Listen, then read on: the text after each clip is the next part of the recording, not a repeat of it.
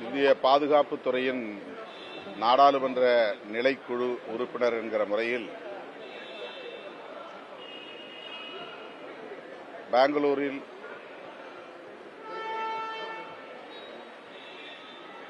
நாடாளுமன்ற நிலைக்குழு கூட்டத்தில் நான் பங்கேற்று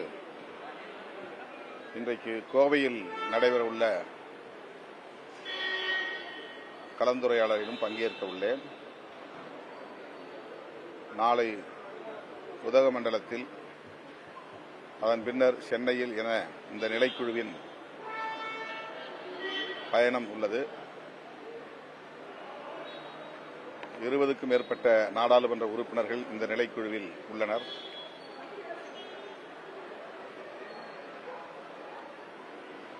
அந்த பயணத்தில்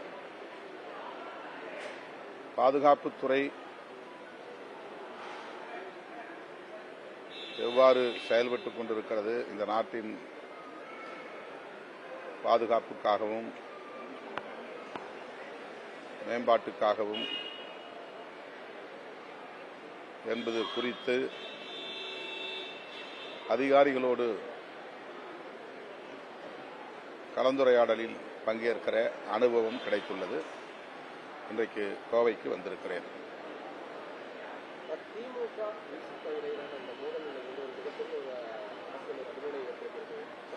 பெரம்பலூர் மாவட்டம் குன்னத்தில் நடைபெற்றுள்ள இந்த சம்பவம் மிகுந்த கவலை அளிக்கிறது. விரும்பத்தகாத நிகழ்வுகள் நடந்திருப்பது வேதனை அளிக்கிறது. விடுதலை சிறுத்தைகள் சமூக ஊடகங்களில் வரக்கூடிய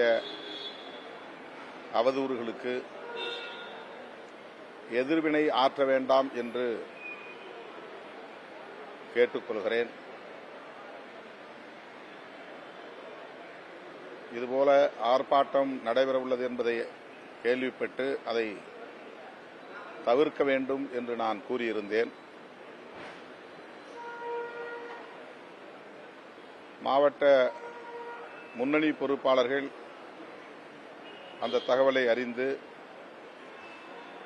ஆர்ப்பாட்டம் இல்லை என்பதை அறிந்து தவிர்த்து விட்டார்கள். ஆனால் தகவல் அறியாத சில தோழர்கள் அந்த இடத்தில் கூடியிருக்கிறார்கள்.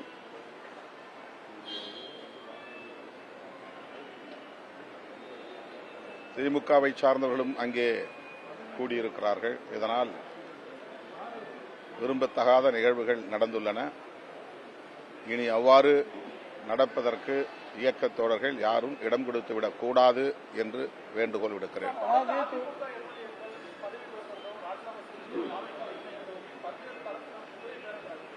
சுயாட்சி தருவன்னு சொல்லிட்டு முதல்வர் பதவிக்கு வந்திருக்காரு. அதே சமயம் அதிமுக விலகின உடனே தாவேக்கால இணையறாங்க. இதை பற்றி இது ஆரோக்கியமான ஒரு அரசியலாக விடுதலை சிறுத்தைகள் கட்சி உணரவில்லை, கருதவில்லை. இந்த ஆட்சி அமைய வேண்டும் என்பதற்காகவும், குடியரசுத் தலைவர் ஆட்சி இங்கே வந்துவிடக்கூடாது, அதை தடுக்க வேண்டும் என்பதற்காகவும் இடதுசாரி கட்சிகளோடு இணைந்து விடுதலை சிறுத்தைகள் கட்சி இந்த முடிவை மேற்கொண்டது. எங்கள் ஆதரவை நாங்கள் நல்கியிருக்கிறோம்.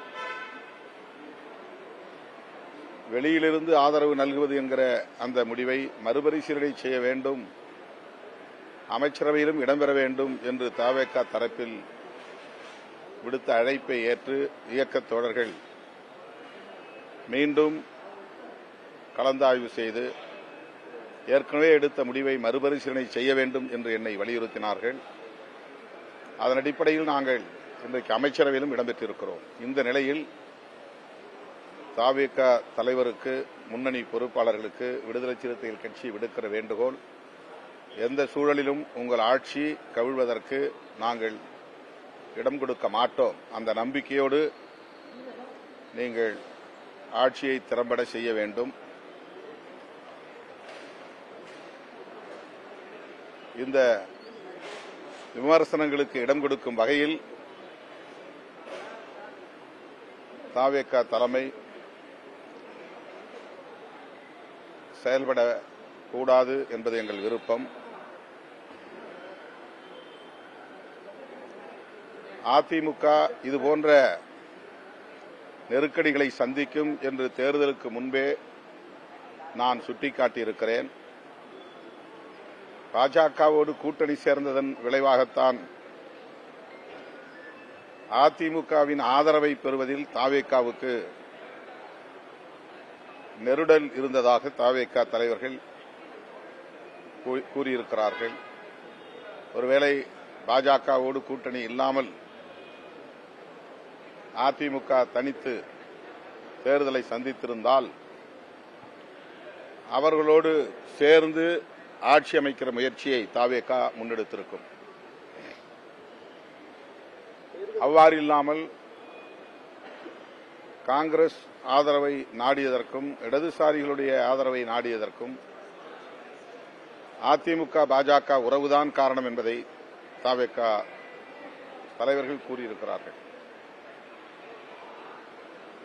ஆகவேதான் இன்றைக்கு அதிமுகவின்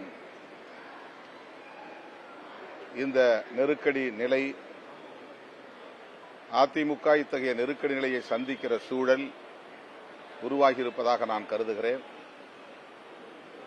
இது ஒருபுறம் இருந்தாலும் தாவேகா தலைமை இதுபோன்ற நடவடிக்கைகளுக்கு ஊக்கமளிக்க கூடாது என்பது என்னுடைய வேண்டுகோள். யார் சட்டமன்ற உறுப்பினர் பதவியை ராஜினாமா செய்துவிட்டு வந்தாலும் அவர்களை கட்சியிலே இணைத்துக் கொள்வது என்பது தாவேகாவின் மீதான நம்பகத்தன்மையை பாதிக்க செய்யும். எனவே தாவேகா தலைமை இதில் கவனமாக இருக்க வேண்டும் என்பது என்னுடைய வேண்டுகோள். தாவேகாவுக்கு வந்து மெஜாரிட்டி இல்லாதனால எம்எல்ஏக்களை வந்து ரிசைன் பண்ணிட்டு அவங்க யார என்னது தலித்துகளுக்கு வந்து 7 பேருக்கு நாங்க தான் அமைச்சர் பதவி கொடுத்துருக்கோம், இதுதான் முதல் முறை, அதனால தலித்துகளுக்கான அரசியல் நாங்க தான் கையில் எடுக்கிறோம் அப்படிங்கிற மாதிரி அவங்க சமூக வலைதளங்களில் வந்து பரப்புரை சொல்லிட்டு தமிழ்நாட்டு அரசியலில் தலித்துகளுக்கு இவ்வளவு பேருக்கு அமைச்சரவை இடம் கொடுத்திருப்பது இது முதல் முறை. ஆனால் கர்நாடகாவில் ஏற்கனவே 6 பேர் 7 பேர் என்கிற அளவுக்கு அமைச்சரவையில் இடம்பெற்றிருக்கிறார்கள் என்பது ஒரு சான்றாக இருக்கிறது, எடுத்துக்காட்டாக இருக்கிறது. சில சட்டமன்ற உறுப்பினர்களுக்கு அமைச்சர் பதவி வழங்குவது என்பது அந்த சமூகத்திற்கான ஒட்டுமொத்த அரசியலையும் முன்னெடுப்பதாக ஆகாது. அந்த சமூகத்திற்குரிய அங்கீகாரம் அளிக்கப்பட்டிருக்கிறது என்கிற வகையில் மகிழ்ச்சி. மெஜாரிட்டி இல்லாதனால இப்ப ரிசைன் பண்ண எம்எல்ஏக்களை வந்து ஜெயிக்க வச்சு அவங்க அது மூலியமா மெஜாரிட்டியா இருக்கிறதுக்கான வேலைகளை செய்யுதுன்னு ஒரு குற்றச்சாட்டு. அதனாலதான் இதை நான் சொன்னேன். அந்த மாதிரியான நடவடிக்கைகளை தாவேகா தலைமை ஊக்கப்படுத்த வேண்டாம்.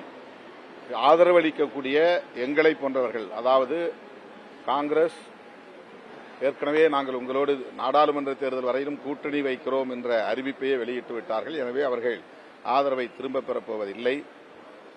இடதுசாரிகள் வெளியிலிருந்து ஆதரவு தருவதால் அவர்கள் எந்த நேரத்திலும் ஆதரவை திரும்பப் பெறுவதற்கான வாய்ப்பு இருக்கிறது என்கிற ஐயம் இருந்தாலும் அவர்கள் ஆட்சியை கழுக்க நாங்கள் இடம் கொடுக்க மாட்டோம் என்று உறுதியளித்திருக்கிறார்கள். விடுதலை சிறுத்தைகள் கட்சி அவ்வாறு வெளியிலிருந்து ஆதரவு தெரிவிப்பது பாதுகாப்பற்றது என்ற எண்ணம் அவர்களுக்கு மேலோங்கியிருந்ததனால் விடுதலை சிறுத்தைகள் கட்சிக்கும் இந்திய யூனியன் முஸ்லீம் லீக் கட்சிக்கும் அமைச்சரவையில் சேருங்கள் என்ற அழைப்பை விடுத்தார்கள். அவர்களுடைய அந்த அழைப்பில் உள்ள நுட்பத்தை நாங்கள் புரிந்து கொண்டோம். அதனை அங்கீகரிக்கிற வகையில் அல்லது ஏற்கிற வகையில்தான் எங்கள் கட்சியும் அமைச்சரவையில் இடம்பெறுவது என்கிற முடிவை கடைசியாக எடுத்தது. எனவே இந்த கட்சிகளின் ஆதரவு ஆட்சி நீடிக்கிற வரையில், அதாவது 5 ஆண்டு காலம் வரையில் இருக்கும் என்கிற நம்பிக்கையோடு தாவேகா செயல்பட வேண்டும் என்பது என்னுடைய வேண்டுகோள்.